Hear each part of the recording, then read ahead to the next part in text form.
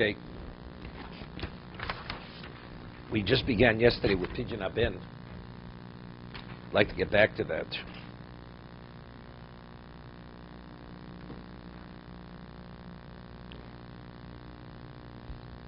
So over here, we cited a brisa. Just start on the bottom, last two lines. Tanu Rabbanon. Who liftos or beno liftos? He has to be redeemed because the father's a bechor. Ubeno liftos. And his son has to be redeemed. And he only, we'll speak about that. The question is, we speak about he only has 5 sloim. He only has enough for one redemption. Who told him to know? He takes precedence over his son. Now, there's a machlokes Rishon, very interesting. We had an argument between the way the Achronim Tosas clearly learns regarding Milo, that even after a person becomes an adult, the father still has an obligation to circumcise him. Because Tosas says, it's, according to the opinion that Milo Balaylo is valid, it's not a mitzvah says Magrama, correct? So, but if it would end at the age of Bar Mitzvah, so it's limited to time, correct? So they show from Tosas, the Tosas of the opinion that the mitzvah continues. So it's not the father is assuming the obligation of the son, but rather it's an independent obligation. However, the Rambam, as we mentioned yesterday, that when does the Milas Bonav interfere in his Achilas Pesach? It's only Bonav Haktanim. If his children are minors, then he's not permitted to eat the Korban Pesach. But if they're adults, then he's permitted.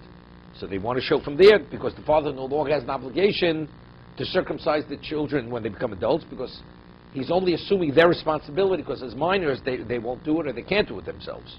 Now they're adults, now they have their own personal responsibility. That's machlokas. Same argument regarding Pidyon Haben. Child is 30 days old, Torah says he has to be redeemed. Kol b'chor b'nechot tifteh. Right? So now the question is, a child of 30 days can't redeem himself. It says the father assuming the responsibility of the child. So therefore now when the child becomes 13, the father no longer has an obligation in Pidyon Haben. What do we say? No. The father has an independent obligation. The Torah must redeem the child. And the child also, now that he's an adult, he must redeem himself based on the psukim. Tiftet tipodeh. The Torah says you must have, if your father doesn't redeem you, you have an obligation to redeem yourself. So that's the question. Is it independent?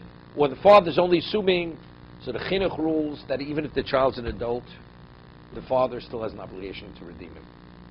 And from the Rambam, the Rivosh, which is one of the early Achronim, he says, no, once the child becomes adult, the father no longer has an obligation to redeem his son.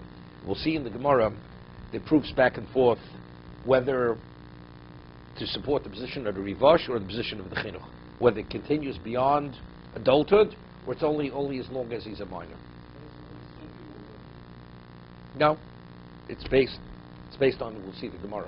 The positions are based on what we deduce from the way the Gemara presents its question. No.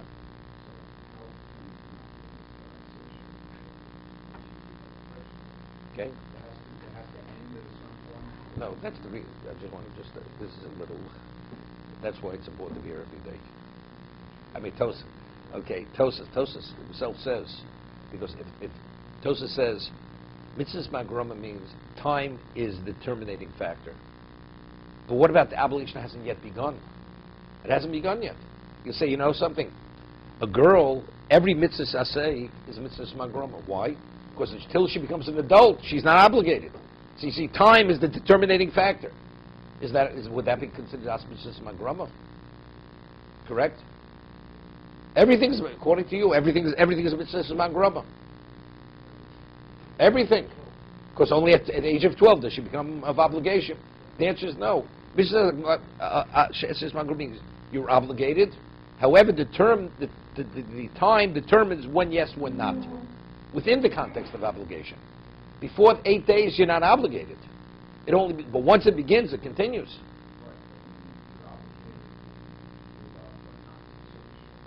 No, but it's every year. It begins and it ends. Right. So it's interesting.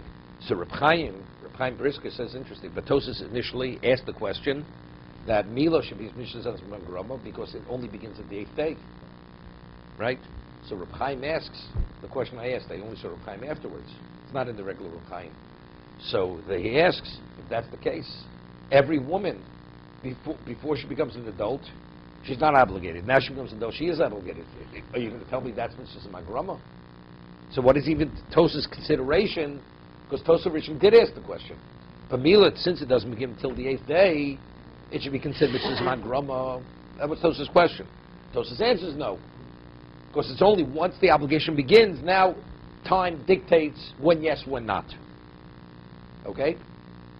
So Reb Chaim asked, so what was the consideration to consider it that this is Mishas Grama? So he says something interesting. There's a question in the Yevamos.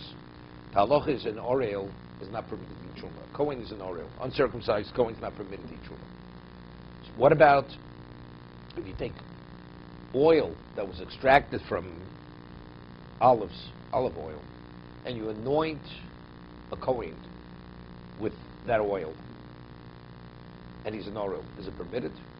We hold that sicha kishtia. When you anoint someone, it's the equivalent of drinking it or ingesting it. Sicha kishtia. So the Gemara says that a Kohen's an orel, he's not permitted to be anointed with the oil of truma. Because sicha kishtia. So Gemara has a question. What about before a child's 8 days old? Before he's 8 days old, are you permitted to anoint him with truma oil? A child was a Kohen. So the Gemara has a question. The orla before the 8th day, is it called orla, or is it not called orla? That's the question. The conclusion is it's not. It's not called orla. It only assumes the status of a foreskin that he's classified as an orel when you have the obligation to remove it. Okay? But let's say it would be called orla before. So it comes out you are classified as that, and it's an issue. And the Torah says only when the 8th day comes, that's when you remove it. So it has relevance. So now the time dictates. But if we say it's not even called orla, so before a woman becomes 12 years old, she's not a person of obligation. Regarding this, she has no. Now she enters into the classification of obligation. Okay, now we start talking. Now, what is and what's not? So now time will dictate how your obligation will be applied. How will it manifest itself? That's Mishas Grama. So since la halacha we rule that orla before its time is not classified as orla, the foreskin is not that. Therefore, as a result of that, Tosha says, since it begins at the 8th day and continues, that's not Mishas Grama. That's how Reb Chaim learns Pshat and Tosas. It's interesting.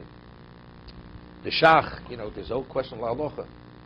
People who bali tshuva at one time, any child who was circumcised, a woman would stay in the hospital till the 8th day, and before she would be discharged, they would have the milah in the hospital. The mole will come to the hospital.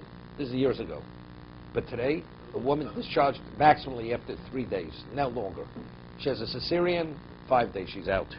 Let her recover at home, right? That's the way it is. And the surgeon usually does the circumcision before the mother is discharged.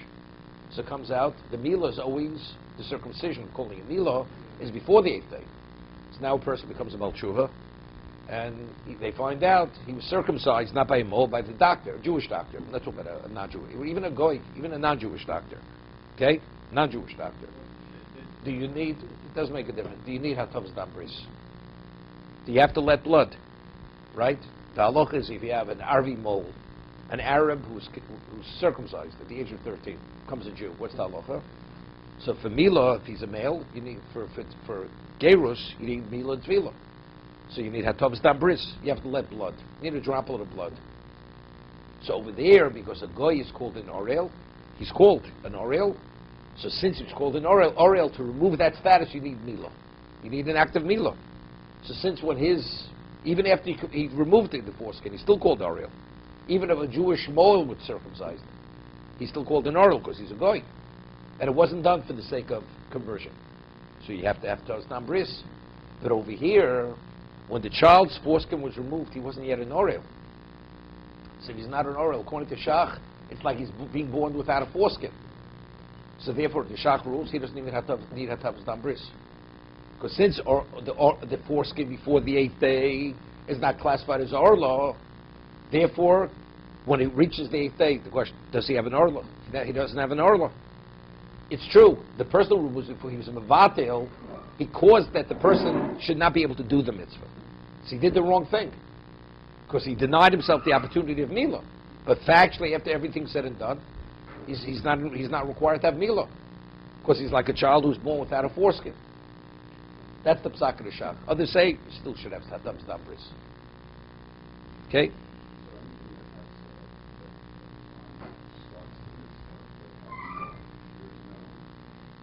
Cut off. That's what Tosa says. So, La'alocha, we rule that Milah Balaylo is not valid. Let's say once the 8th day begins, now could you circumcise the child at nighttime? It's not valid. So Tosa says, because now time comes into play, when now the obligation can be executed or not, that's classified as Mr. says on Groma. That's Tosa's. No, but neither is not an assay. No, it's not an assay. A woman's not permitted. The woman's not permitted to it's koris. It's a love. No. No mitzvah. You want to be permitted to your husband. You want to be able to go to the Beis Hamikdash. You want to be permitted to eat kochim. You have to be pure, right? So you have to go. Okay.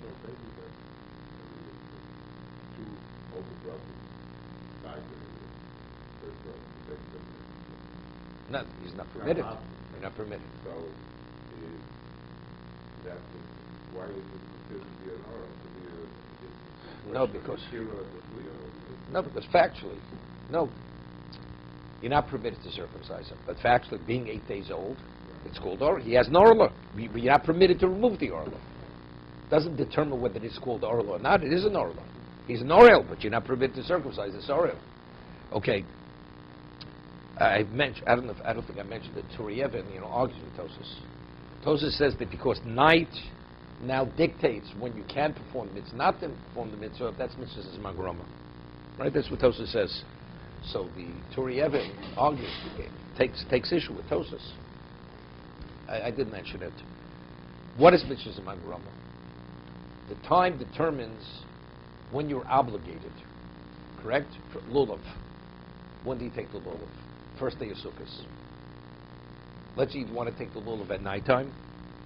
There's no obligation. Let's say the second day of Sukkot. You have an obligation to take lulav. So what dictates when you have the obligation, when you don't have the obligation? Time. That's Mishman Groma. Woman has no obligation to take a lulav. But the lulav that you take on the second day, is that the same obligation of the first day? It's a new obligation. Regarding Milah, when you circumcise the child, whether it's the 8th day or 40 years later, is this a new obligation or is it the same obligation? Same obligation. It's only the time over there, the Torah says you're not permitted to.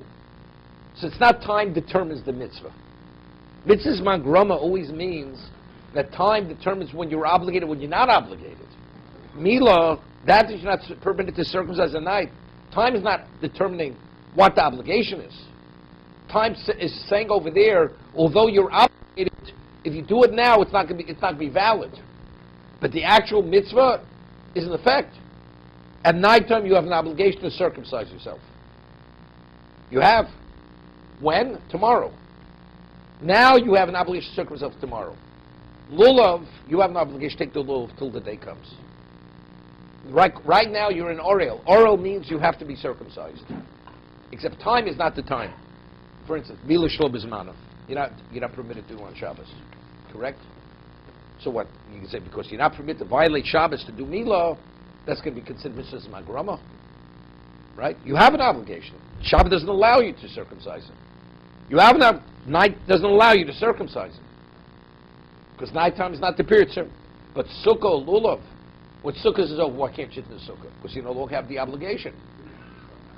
No, you don't have the obligation. Next is a new obligation. It's a new obligation. Here it's the same obligation you had on the 8th day, the same obligation 40 years later.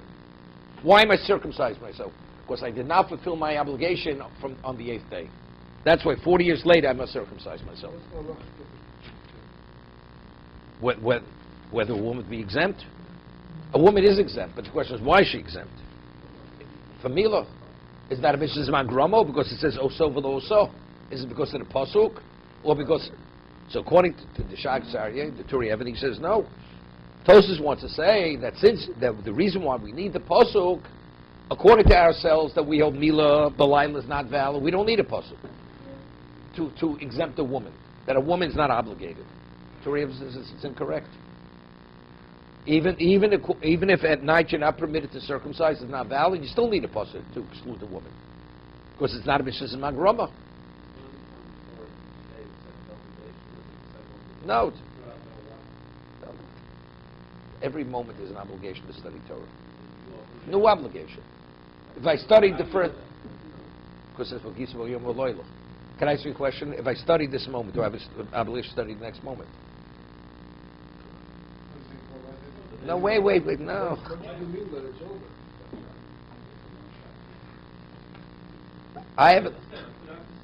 If I have an obligation to study this moment, yes, I'm Talmud Torah, this moment, do I have an obligation to study the next moment? So it's clear that the next moment is not the previous moment. Because if it is the previous moment, if I study it, I have no obligation to study the next moment. Correct? If I already was Yotze with a moment ago, why do I still have, if I have time available, do I have no obligation to study? It's a continuous obligation. Whenever you have time available to study, you have an obligation to study.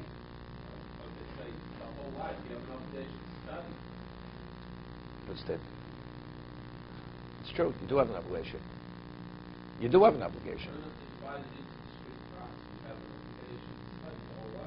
So can I ask you a question? If you didn't study your whole life, do you feel the mitzvah Talmud Torah? But you see clearly that you fulfilled the mitzvah. You see it's not one mitzvah. I'll give you an example. A person puts on tefillin and he doesn't have all four. It's not tefillin. So you say you have to study a whole lifetime. That's studying Torah. So if you don't study a whole lifetime, that means you didn't do the mitzvah. According to you, the mitzvah is the whole lifetime. No, it's continuously throughout your lifetime. That's mitzvah to study Torah. What do you want, Andrew? You want to do something? A month is also, I guess, would be the same way as the woman. She has to bring a chatos. She is. Her whole life she has to bring the chatos. It's not. It has no relevance to time. Well, you can't bring the carbon at night. You can't bring it on Shabbos either. But you still have an obligation to bring the carbon. Yeah, it's not. It has no relevance to it. Okay. So now we have this machlokas, pidyon abden. Similar to Mila. Is the father assuming the responsibility of the son, so therefore when the son becomes an adult, he no longer has an obligation to redeem his son, or no? Independent of the son. So even as an adult, still has the obligation to redeem his son.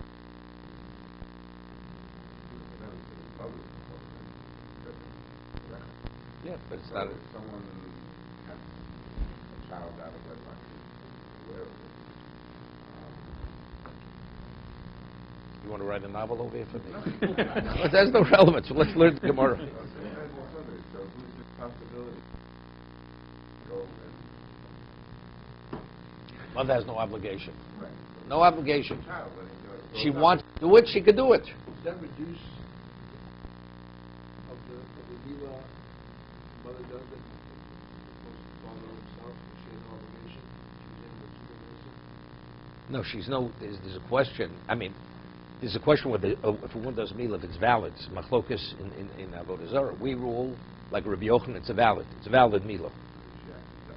Yeah, it's valid, but she denied the father. Okay, the Gemara talks about Tzipora.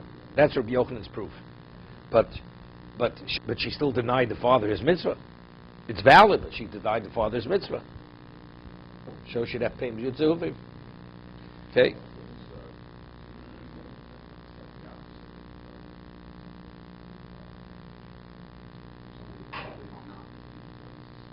Wait. So there's a famous Sefarno. There's a Sefarno by Pidyon Aben. You know, it says the Levium, they actually redeemed the Bechorim. Because the Chet Egel, the Bechorim were no longer qualified to do the Avodah. So they had 22,000 Levium, and they were a little extra, another 375. So they had to give the Chamish Shloim, but otherwise there was redemption. So the Seforno says, now what's the halacha if you consecrate an animal, and it's hegdish, it's also begiz of avoda. You're not permitted to shear it, you're not permitted to work with it. Of course, it's consecrated. Even if you redeem it, it's still also. It's psuli b'kedoshim, you're not permitted. So he says over there that until the redemption, you were not permitted to work with the Bechor and to have any benefit from the Bechor, because he had a consecrated status. So they all go to town on the Siforno, they ask questions. I mean, say a person before Pidyon Haben, what, he has a consecrated status, right? That's the question they ask. It's not.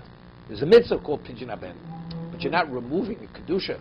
A Bechor has no Kedusha on him, right? I mean, even after Pidyon Haben, a Bechor is still special, correct? A Bechor still does, if there's no Levi to wash the Kohen's hair, who washes the Kohen's hair? And the Bechor. No, the Bechor. The Bechor. If there's no Bechor, then the Kohen washes it himself. So you see that the Bechor, even after Pidyon Haben, he still has the status of a Bechor. So there's a mitzvah. It's called Pidyon Haben. But it's not the Pidyon redemption that when you redeem Hegdish. Hegdish, there's a transfer of Kedusha. It's transferred from the object onto the money. But here it's called Pidyon Haben. So the way the answer was initially, before the Chet Egel, the Bechorim truly had a consecrated status. They had a consecrated status. Right? There's a mitzvah by Kohanim, Biki Dashto. Right? He has a consecrated status. I mean, not to the degree of a korban, but there's something innate in the Kohen, innate. In the Bechor, initially, there was something innate in it, even to a greater degree than the Bechor. He says it was also Begiz of Avoda. We're not permitted to work with the Kohen. The Bechor wasn't permitted to do any ordinary type of work. If you want to hire him as an employee, you couldn't work with him. That was before the redemption. Once it was but now going forward, there's no Kedusha whatsoever. Okay. Torah Rabban hu liftos ubino liftos. Who called them no? Now, so they want to bring a proof from here. If we're saying now that the obligation of Pidyon Haben, the father's only assuming the responsibility of the son. Okay? So who liftos? Evidently he's an adult. The father's an adult.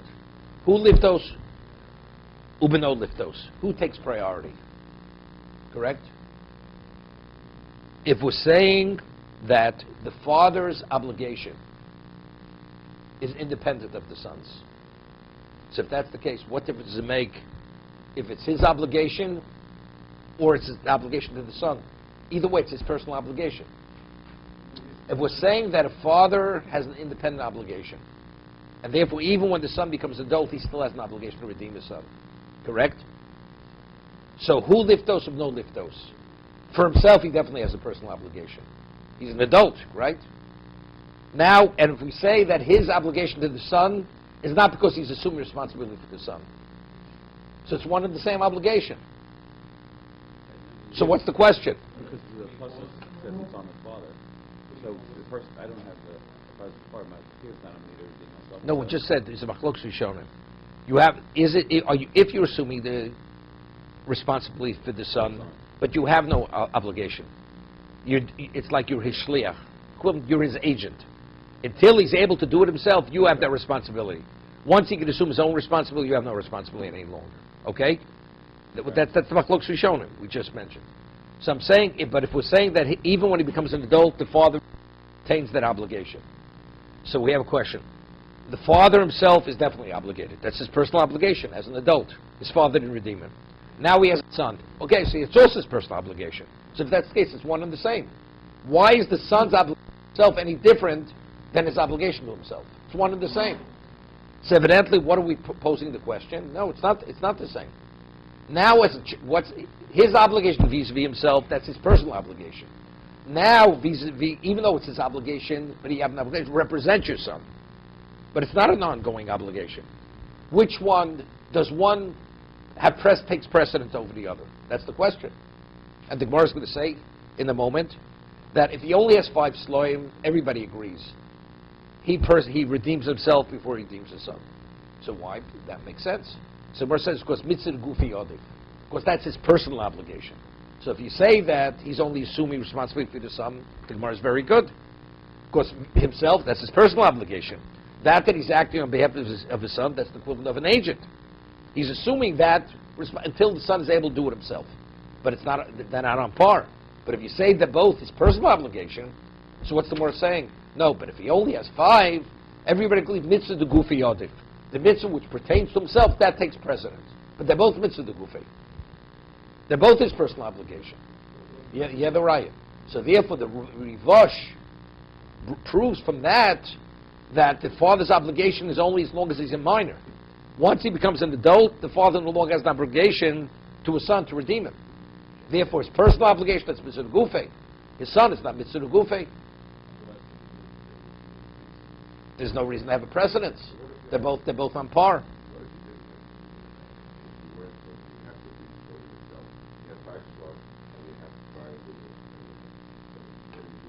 Okay, we'll discuss that in the Gemara in a minute. No.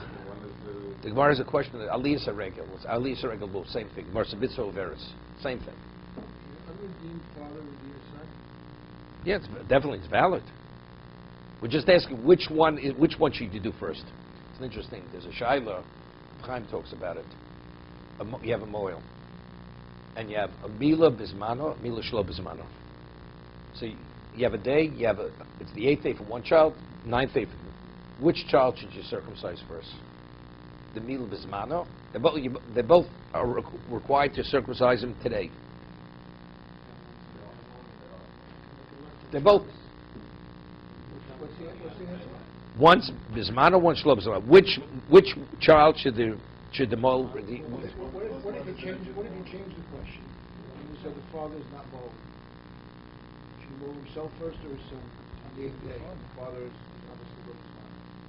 Take the equivalent of this case. It would be the same Shiloh. No, same. That would. Not exactly. No. That would be this question of Pidyon Haben. Wait. No. We said that firstly it's Machlokes Rishonim. What happens when the child becomes an adult? Does the father still have an obligation to circumcise? That's Machlokes Rishonim.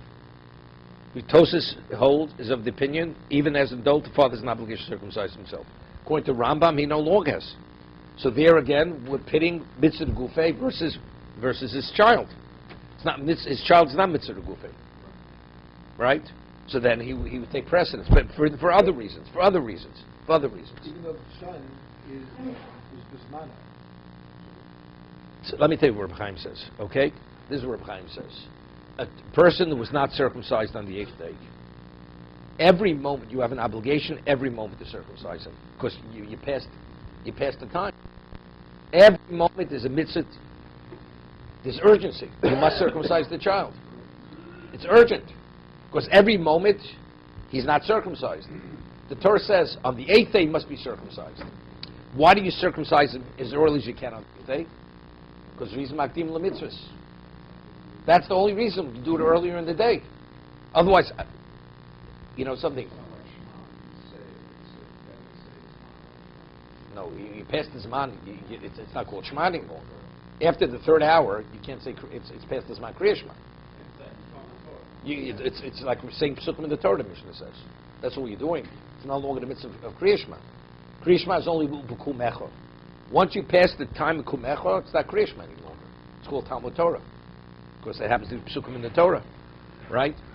So now, Sir Reb Chaim says, the mitzvah to circumcise a child on the 8th day, to do it earlier or later, that's Zrizim Magdim L'mitzvahs.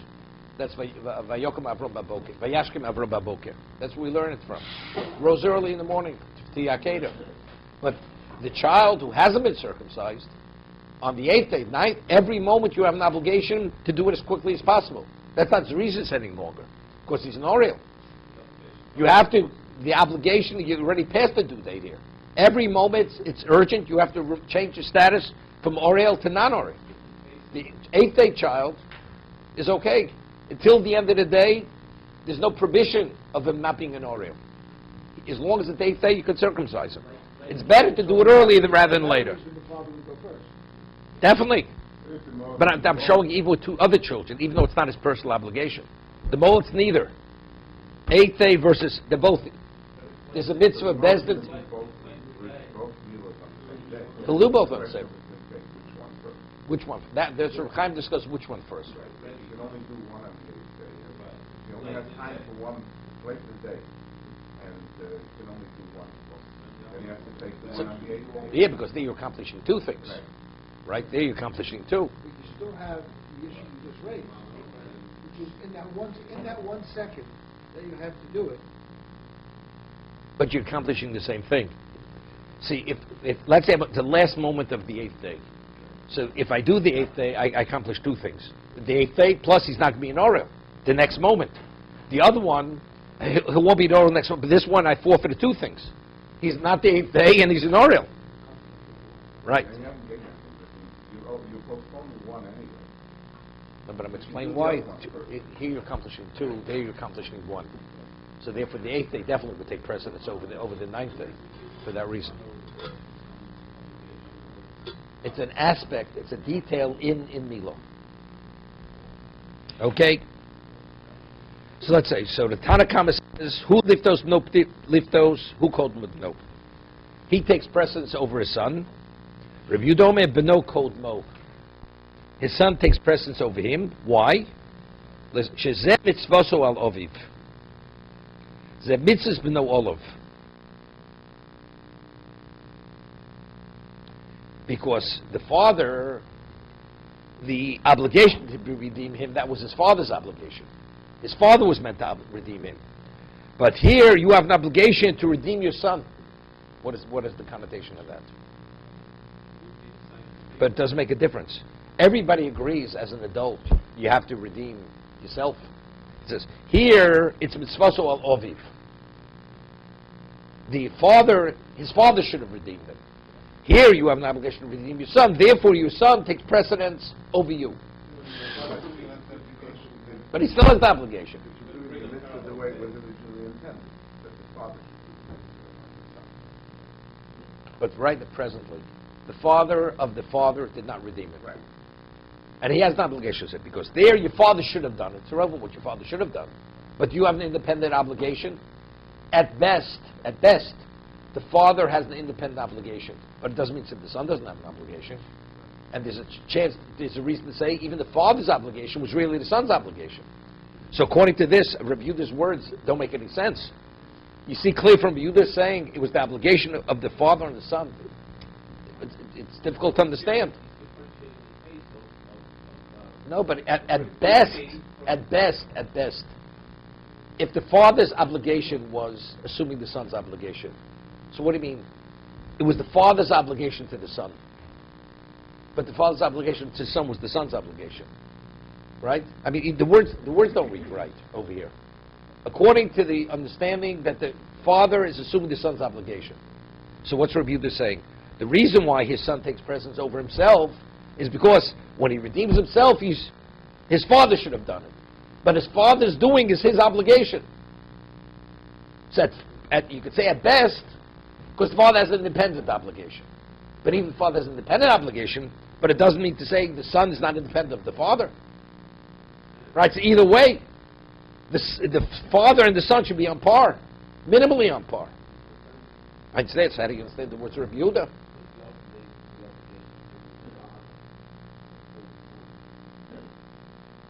No, but it's that he's offering this reason. That's why the son it takes. No, the father should, but he's saying the other way. He's saying the son takes precedence over the father. Because the basic mitzvah is the father's obligation over the son. If the father didn't do it, then the son has to do it. Yeah, but the way we're explaining the two sides of the question is the father assuming the responsibility of the son, or the father, independent of the son's obligation, has his own obligation. But it doesn't mean to say the son doesn't have an independent obligation. So either way, the Gemara is difficult. According to one, it's definitely difficult. Because even his father was his obligation. And even if it's not, doesn't mean to say the son doesn't have an independent obligation. To be continued.